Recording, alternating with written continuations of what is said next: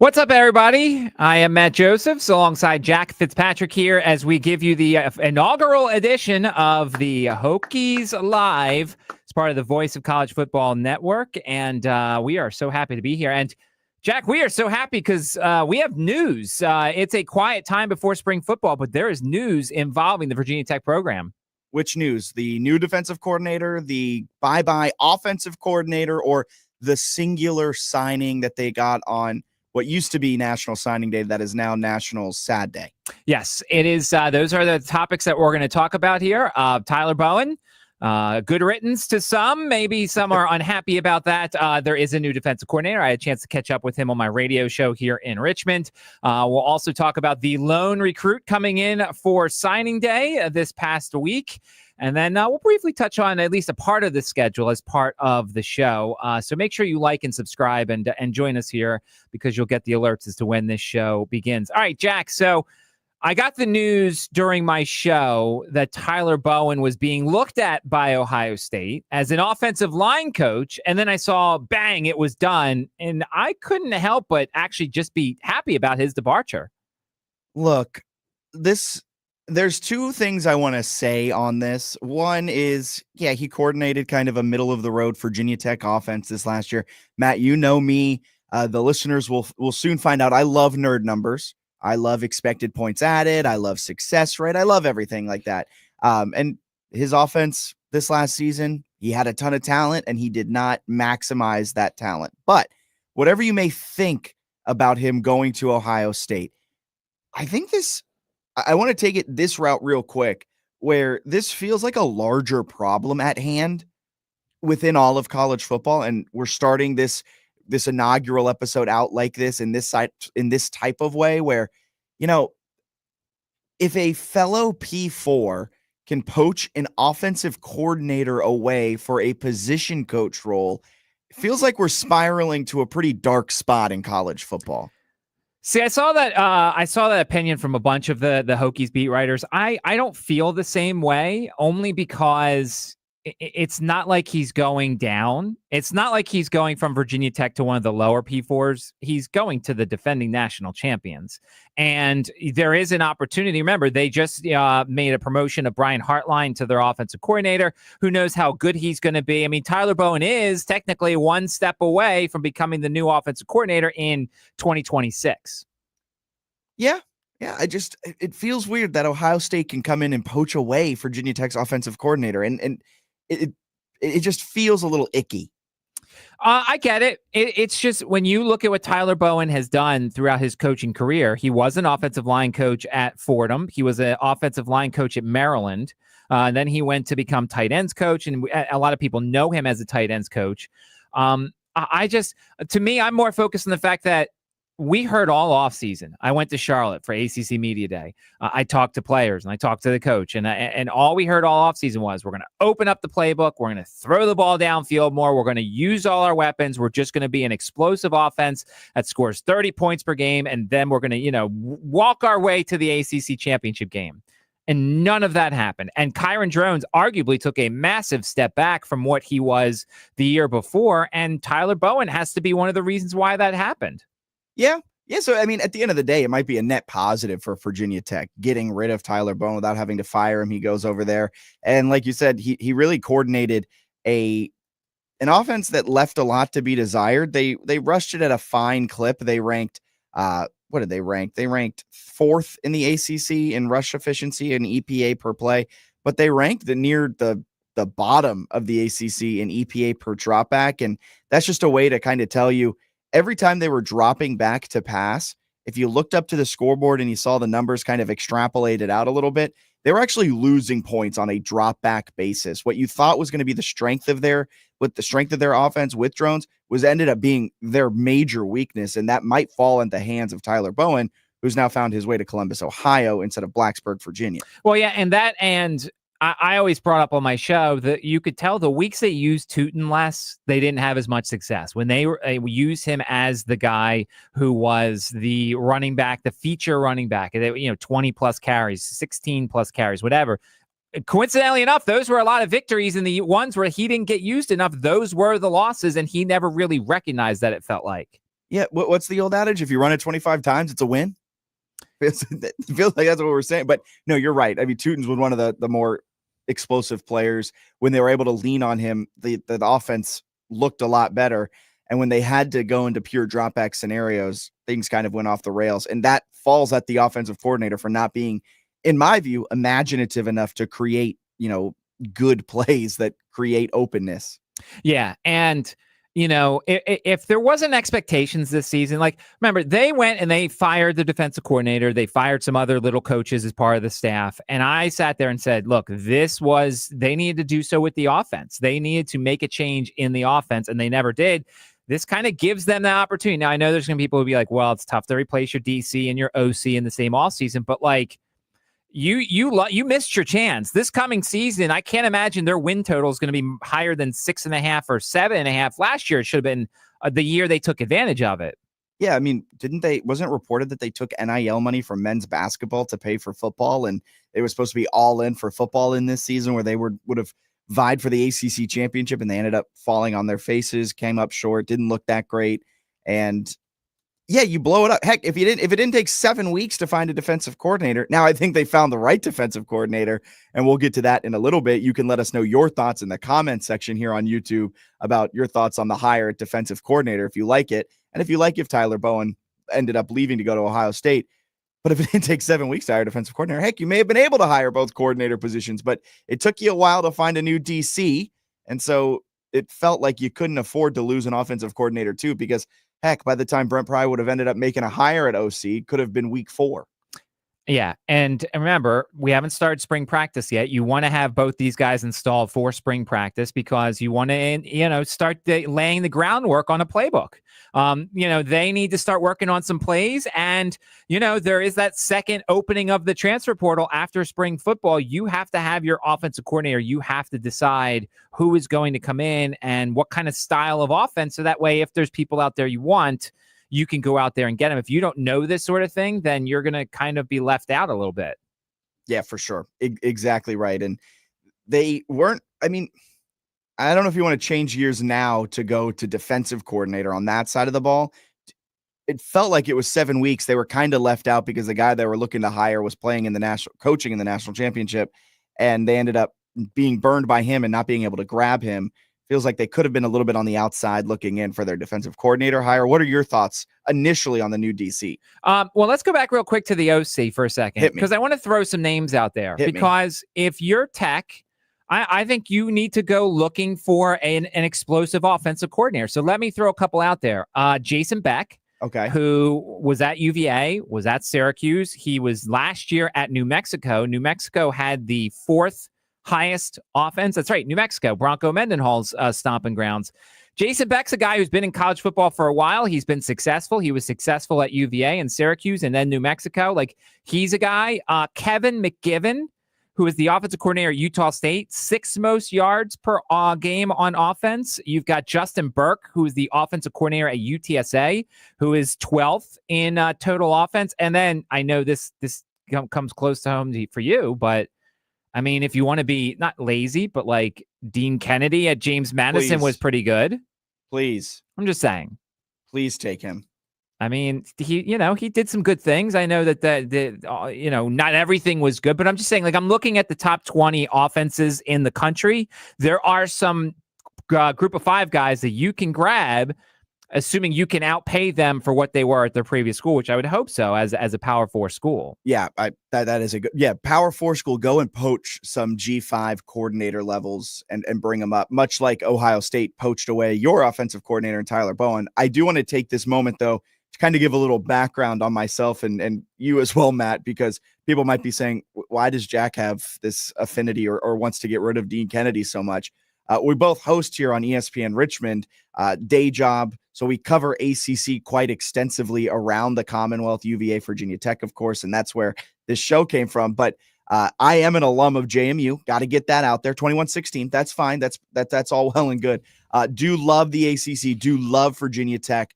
And so that's kind of the background there. So I just wanted to give a little background on why you made that comment about Dean Kennedy. People might be listening going, why does he have such an affinity or a hatred for a random offensive coordinator in Harrisonburg, Virginia?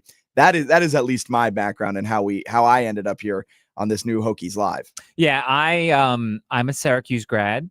Went to school at Syracuse, late 90s, early 2000s. Despised Virginia Tech because obviously of the rivalry in the Big East. But then I came and I moved to Virginia, and the very first thing people asked me were, "Are you Tech or UVA?" And I'm like, "Well, I don't really identify with UVA, so let's just go with the Tech side of things." And certainly was a Frank Beamer fan and all that, and certainly put aside my biases from when I was at Syracuse. But yes, I like I like watching Virginia Tech. I unfortunately went out on the limb and picked them to win the ACC this year. So did I. It's okay. I will stand there with you. That didn't work out very well, but so that's why we are hosting this show. So kind of giving you the background. I think, you can be an alum of a school and you could be a huge fan of the school. And I think we provide a different perspective in terms of this is a team we cover. We have to know as much information about them for our listeners here in Richmond. So we transfer that information to this podcast and be able to bring all sorts of Hokie fans things that they, want us to cover. Yeah, exactly. It should be a fun time, but you picked the right one, supporting Virginia Tech, but bringing a little bit more of a unbiased viewpoint to Hokie land. All right. So yes, let's go to the defensive coordinator. I thought it was an odd hire at first, but I thought it was interesting when Adam Schefter tweeted, it was either Adam Schefter or one of the other pro football guys that mentioned an innovative guy at Arizona becoming the defensive coordinator at Virginia Tech. And anytime, look, there's a lot of defensive coordinators out there and there's a lot of guys who get jobs, Jack. And it's like when you hear creative and innovative and a guy who's, who deserves this sort of thing from the people who cover from the pros, like that kind of made me feel a little bit better considering I had never heard of this guy and he certainly wasn't on anybody's radars. Yeah, and I love defense. I love the NFL and I'm a Seahawks fan at heart. So NFC West, Arizona Cardinals, all that good stuff. I had never heard of this guy before. And when you make that type of hire, Brent Pry's really putting his neck out with this. He believes in what Sam Seifkis brings to the table. He believes in the defensive scheme. From your conversation with him, we've got a couple sound bites that we'll be playing from that conversation you had with Border to Border. Sounds like a really innovative, really smart defensive coordinator that should fit in well in Blacksburg. But it is Brent Pry putting his neck out on the line with making a relatively out of the box hire. Well, and the pressure is there somewhat because Brent Pry's a defensive guy, but Foster's going to be lurking around there, and he's another defensive guy. So you're kind of putting a little bit of pressure on this guy with the background that is surrounding him, and hopefully he kind of uses those people, as he comes to that school. Yeah, and I know he had NFL experience with the Cardinals and the Vikings. He went right from the FCS to the NFL started at a Division III school, Wisconsin-Platteville, jumps up to the FCS level with Wofford, then jumps up to the NFL with the Vikings and the Cardinals. Feels like a very interesting steps in Seifkis's career. Very interesting stuff. Yeah, and I was just looking, his contract, he's getting the same amount as the previous defensive coordinator, $875,000. So, that's not bad. It's not great. Does that feel low for an ACC school? Yes. That feels very low. And it makes sense on why Bowen left the role with Virginia Tech as the offensive coordinator to become the offensive line coach at Ohio State. Yeah, they said he was going to make about $120,000, $130,000 more at that position. But this is, we talk about the inequality involving players and NIL. This is the inequality involving coaches and NIL, and having a program that, is just won the national championship, and that brought in a whole bunch of money. So why not, pay a little bit out for the best coaches you can get? Yeah, that's a really good point. Use that money that you just got. Yeah, so let's take a listen to some things that the defensive coordinator Sam Seifkis had to say. First off, you have to find out how much did he know about the Virginia Tech program before taking the job. I think just the nostalgia was probably the biggest thing. Understanding the tradition that's been here for a long, long time. I've watched that from afar for quite a lot of time now, but that's really it. I know they've played really great defense, ever since I can remember with, Coach Bud Foster. And that was probably the biggest draw was, they've done a lot of great things here. And I felt like I could selfishly insert myself in and hopefully kind of take it to the next step. Yeah, and it's really interesting. The lunch pail thing, for people on the outside, who probably don't understand it, Jack. Like, they love the lunch pail. And I know that there's certain coaches who want to get rid of certain traditions and things like that. The lunch pail will be in Blacksburg until there is no football. And even if there is no football in Blacksburg, there will still be a tradition involving the lunch pail. There'll always be a lunch pail sitting in a random field. If there's no football, that's what the lunch pail will come to. But it is good to know that. I think that is a huge key in success for a lot of these hires, is being okay with the tradition and leaning into the tradition. Because not only does it help you win over the fan base, it makes you relatable to the players. And relatable is not really the word I'm trying to say, but like it fits you in within the culture. They understand that you're not going in to change the culture. You want to improve it, you want to work on it, and you want to get things better. If he had come in, which he very well could have, from the NFL, who doesn't have these things of the lunch pail, they don't have the tradition, I wouldn't have been shocked if he was like, we're here to play football and we're going to play football really well. But he made sure of it to talk about the tradition, to talk about the nostalgia around the program. Yeah. And when the lunch pail's always at media day, and the defensive players are always, talking about it, and I always make sure to ask them about what it means and things like that. And that was something that was never ever going to leave the program. One thing I kind of hope does leave the program eventually is the struggles against mobile quarterbacks. I swear, the last couple of years of Bud, and ever since Bud, this team has not been able to defend mobile quarterbacks. Now, it's not an easy thing. Don't get me wrong. That's why you want a mobile quarterback, is because they are very difficult to defend. And so that's something that I definitely had to ask the new defensive coordinator about. What's your philosophy with taking care of going up against mobile quarterbacks? Well, I think the confusion piece of giving multiple looks, I think that goes understated a lot of times. A lot of people understand how to account for the quarterback, but it's giving that guy multiple looks so that he doesn't understand where things are coming from, and it requires him to read space, and so that's my biggest thing is, I think the NFL game is getting more into that with running the quarterback, and it's catching up to college a little bit in that regard. And so you have to be able to change those looks up and not just make it a defensive end that's taking the quarterback every single time. If you do that, you're going to get creased. So I think that's the biggest thing I've learned is you have to continue to change those looks and make the quarterback think on the run. I love defensive terminology. Get creased. I was going to say, I've never heard that before. I think it's the first time creased has ever made my radio show in this podcast. But I mean, it sounds good. It sounds good in theory. I'm glad that it sounds like they're going to actively try and stop it, because I'm sure Hokie fans can tell you, like, there's a lot of mobile quarterbacks nowadays. I mean, everybody's got them, and you really should have them. And Tech could not stop them. And, that's kind of where we're heading. I mean, Diego Pavia, week 1, was running up and down the field. Like, that's why I had no faith in them in overtime, because Pavia just got yards and got first downs. And so, like, they've got to figure that out. And it sounds like, the new defensive coordinator has a strategy for it. Yeah, and in this last year, I'm just probably should have prepped with this one, but was looking at rushing yards that they allowed this season. The Cardinals, that is, against quarterbacks. I know Sifkas wasn't the primary defensive coordinator, but they really didn't allow a lot of rushing yards against opposing quarterbacks. The most they allowed was later on in the season against the Panthers, where Bryce Young had 68 rushing yards. So overall, the Cardinals did a good job of slowing down mobile quarterbacks this past season. Bodes well for the Hokies going into 2025. So one last clip from him. And we talked about it earlier. Bud Foster is going to be around. He's going to help out. Brent Pry's another defensive guy in this room that will be there. So I asked the defensive coordinator, the new defensive coordinator, what's his relationship with Bud going to be like? Yeah, Bud's been great. I actually just had lunch with him literally 10 minutes ago. I got back.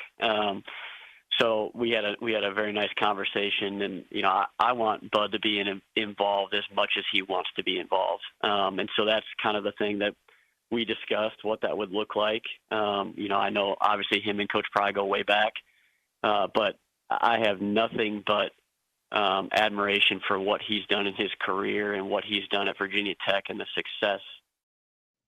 So my theory all along was, the Hokies are having people left and right opting out for the bowl game, people transferring out of the program.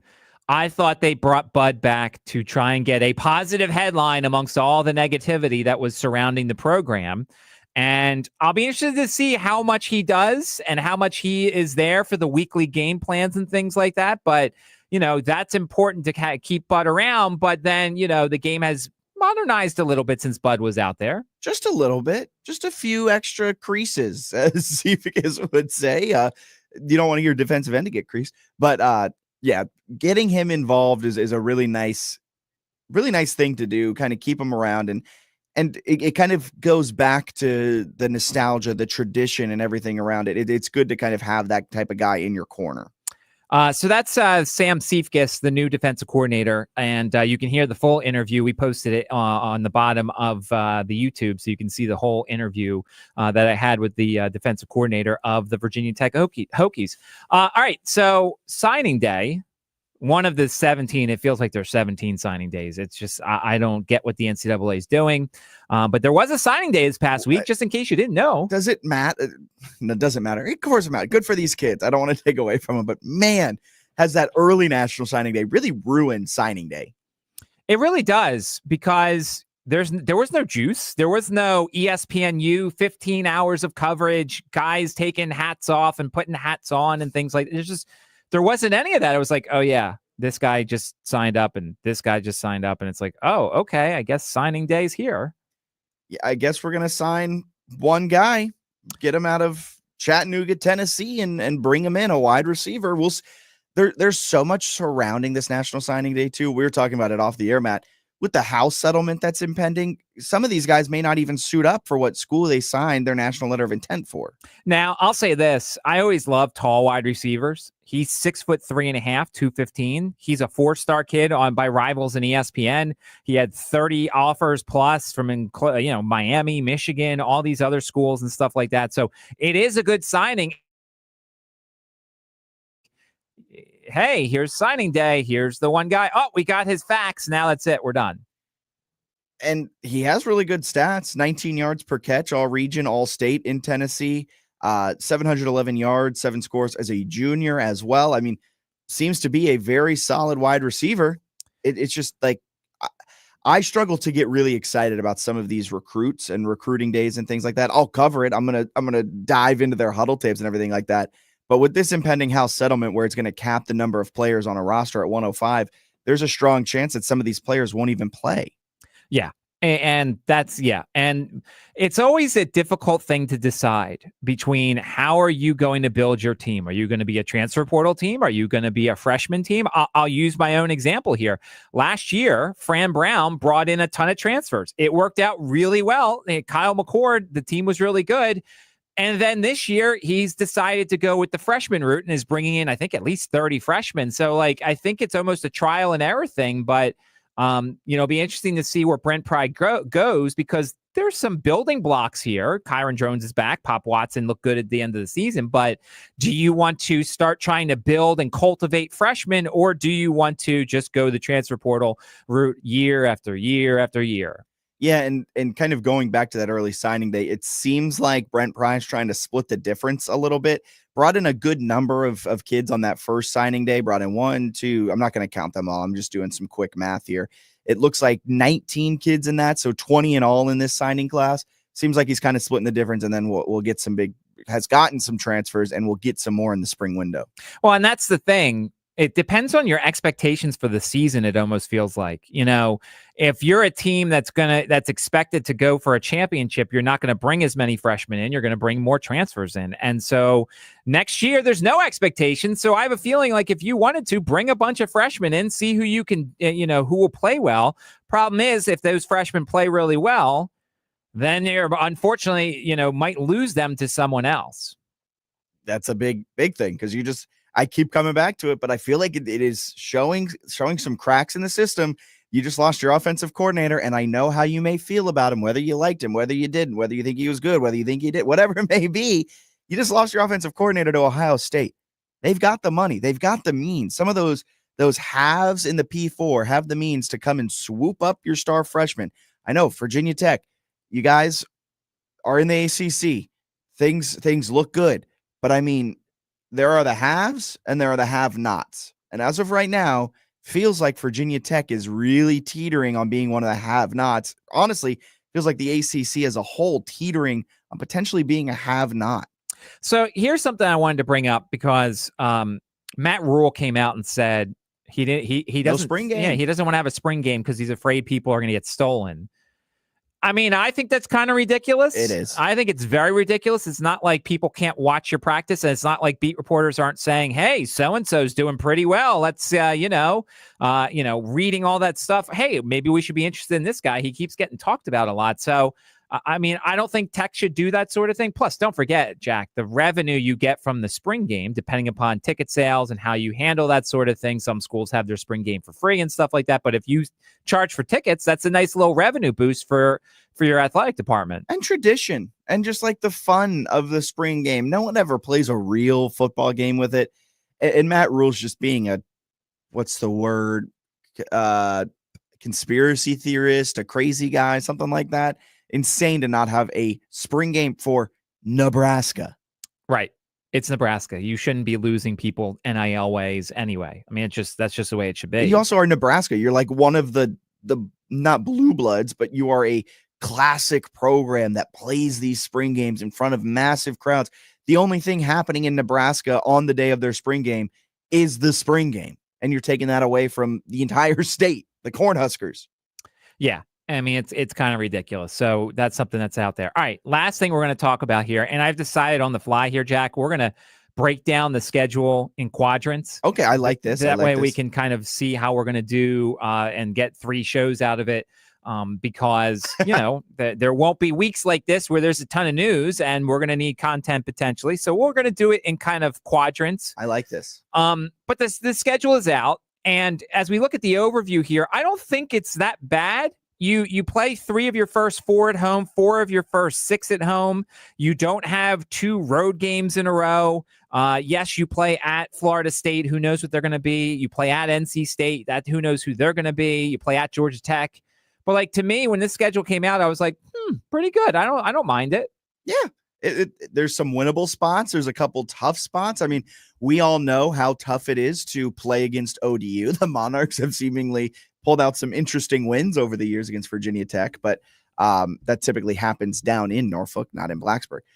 But this is a nice schedule for Virginia Tech, and I feel like we're starting to rehash some of the storylines, some of the things we were saying last year about Virginia Tech and their schedule and what made us believe that they could win the ACC. And that kind of worries me, but definitely, I mean, if you're looking at those first 4 games, there's a real chance to go 4-0. Well, Vegas doesn't think so. I know. The Beamer Bowl, as we'll probably talk about quite a bit, Shane Beamer going against his father's school, is South Carolina's about 8-9 point favorite. Now, look, it's kind of ridiculous to put lines out now, but there are people who will probably bet this sort of thing. Anytime, Jack, my general rule is, unfortunately, anytime the SEC plays the ACC, I'm usually going to side with the SEC. I can't imagine that there won't be more South Carolina fans at this game than Tech fans. And Shane Beamer's done a tremendous job in South Carolina. Shane Beamer is a darn good football coach, and it is a darn shame that Virginia Tech did not hire him when they had a chance. See, I don't think he was ready. I didn't think he was ready. But then, I mean, obviously, look, he's in the SEC and succeeding. So that kind of shows it. But like, I could have seen him going the other direction, and then it becomes harder because he's at his dad's school. Now he's kind of away from it. Now maybe he comes back, but we probably lost him now because South Carolina is never going to let him go. But it would have been a very difficult hire for him to go to his dad's school and try and resurrect the program. So I can understand why they didn't do it. That's a very good point, because if you fail, it's like hiring a former player. It's always tougher to fire someone who has emotional attachment to a team. Right. Then next week, it's Vanderbilt coming to Blacksburg. And I'm assuming I assume that Tech is going to be more serious this time, because let's be honest now. They show up in Nashville and half the stadium is Hokies fans, and they're playing at a place where like construction's going on around the stadium, and it's Vanderbilt. And you're like, and you're I think it was 10, 11 point favorites on the road. Maybe more. It might have been more. It might have been up to 13 or whatever. And so like, I still maintain they didn't take that game seriously until it was too late. And then they went to overtime and then they lost. So, and Diego Pavia will be there for his 15th year of school. So that automatically gives Vanderbilt a chance here. But you'd like to think coming home, home opener, unless they play terribly and embarrassingly bad against South Carolina, it'll be a good atmosphere for that game. Yeah, you're right. I'd like to think that this is going to be a win, but who knows? I mean, yeah, Vanderbilt showed some life last season. Maybe their program's starting to turn a corner, but I mean, I got to emphasize it again. It's Vanderbilt. You lost to them last year. You better be locked in. That if you start 0-2, Brent Pry's seat, maybe it's too early to be saying this, but if you start 0-2 with a loss against Vanderbilt and a loss against the coach that could have been yours, Brent Pry's seat goes from warm to scolding hot. Yes. I think it'll be tough for Brent Pry, but I don't think he's starting 0-2. I think Brent Pry is a darn good football coach. Well, and don't forget, short week because you're playing Sunday against South Carolina. So you have one less day to prepare for Vanderbilt. Now, granted, you can just look at a lot of film from last year.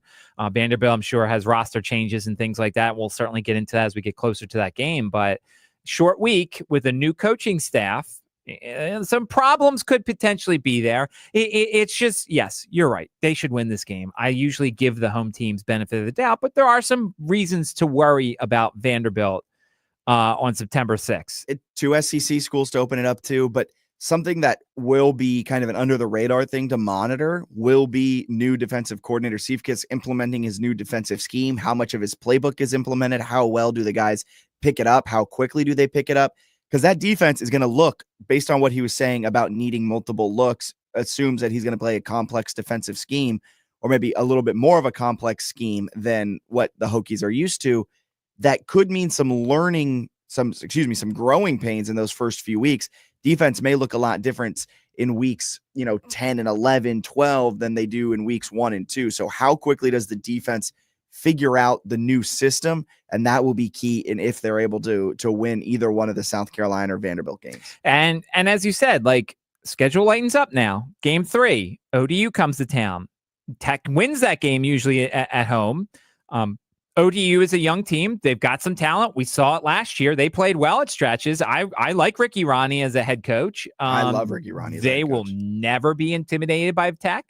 It's not like it used to be where Tech had that much more talent that going into Blacksburg was, Tech is the more talented roster, but ODU's no longer scared of them. They don't need to be like, oh my goodness, it's Virginia Tech. But I mean, obviously, look, Tech's going to win this game. It's just by how much and what can they do? Is this the game where everybody plays, or is it a game where it's close and Kyron Jones is playing all 4 quarters? I don't know. We'll see. And if you don't have a win through the first 3 weeks, but you will. If they start out 0-3, the crowd at the September 20th game against Wofford will be one of the worst you'll probably see, and it'll probably get the UPN treatment. It probably will be on the channel that they have where they put like the bad games. ESPNU? No. UPN, right? That's the channel. CW, excuse me. I don't know what UPN is. I have no idea what UPN. I thought you were saying UPS, and I was like, all right. Yeah, we will ship that game back to Wofford. No, it's okay. That's the Paramount Network. Okay. Oh, okay. But yes, you are correct. The CW. It would be the CW game, and it would be an embarrassing crowd, and it would be a lot of pressure if you're 0-3 and an FCS program comes to town. Like, you have to win that game, and not only do you have to win that game, you have to win that game by a nice margin to give people confidence that this season is not going to be an absolute disaster. And get your new defensive coordinator a little confidence against his former employer. But Matt, at this point, finished first quadrant. Those are 4 games.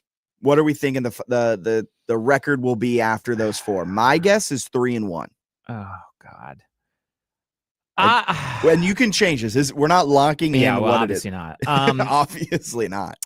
I'm going 2-2. Really? Where are the 2 losses? I think the Vanderbilt game's a loss. Wow. Last year kind of beat me down a little bit. I was just, and some of you may have been listening to our shows here in Richmond and may have, kind of followed me on Twitter where I promoted this. But like last year, I was so full of excitement and I felt so high on this team.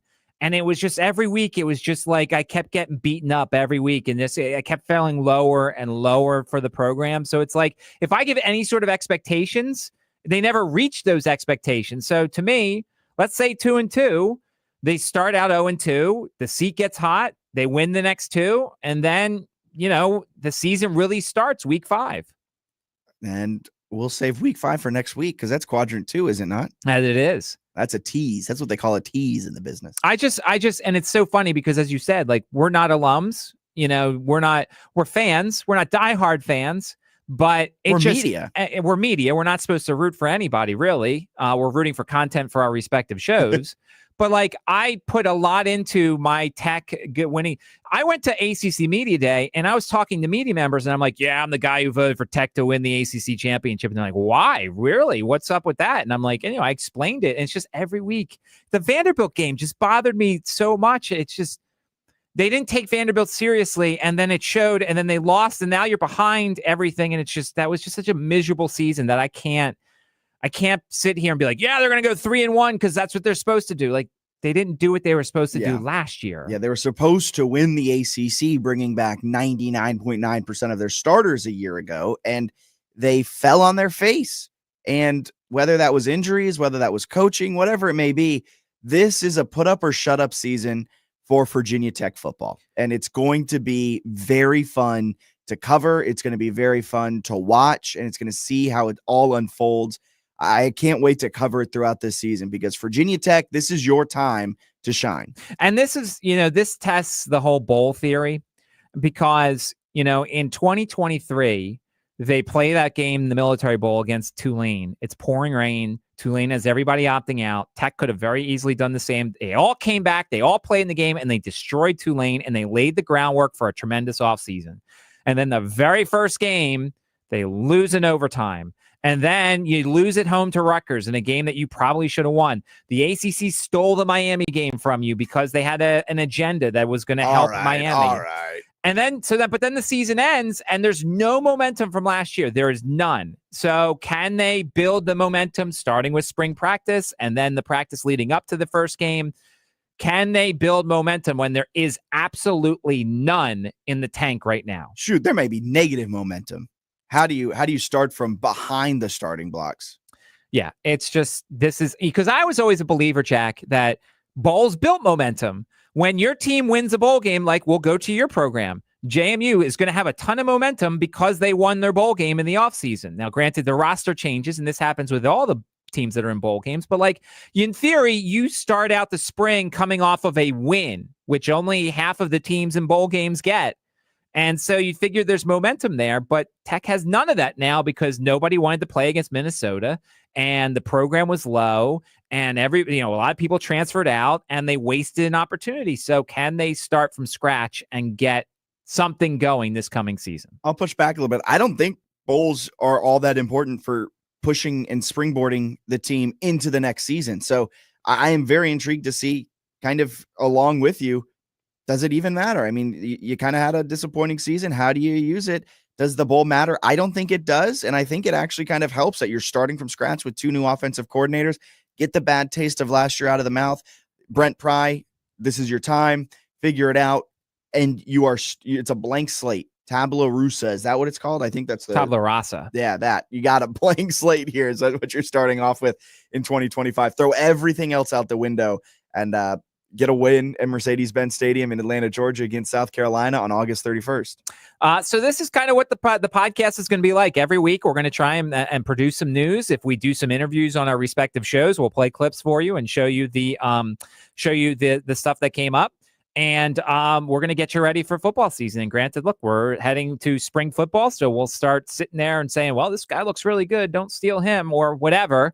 And then we'll continue to go over the schedule. We'll go over some of the transfers, the recruiting classes. We'll dive into all this stuff, but we hope to eventually become your home for Virginia Tech football here as part of the Voice of College Football Network. You see scrolling on the bottom our Twitter accounts when we're going to be on. We'll usually be on Thursday nights. And if there's something changed, then we'll tell everybody about it. But this was our maiden voyage, Jack, on the Virginia Tech podcast here. Yeah, hopefully we didn't embarrass ourselves too much. I'm really looking forward to it, though, because maybe I'm being a little overreactionary, and Matt can attest to this. Sometimes I'm a little emotional. Sometimes I am a little overreactionary. But this feels like a really important season for Virginia Tech football and ACC sports in general. And we'll kind of have a broader view at times looking around the ACC as a whole. It seems like a put up or shut up year. You didn't necessarily have the year you were expecting last season in 2024.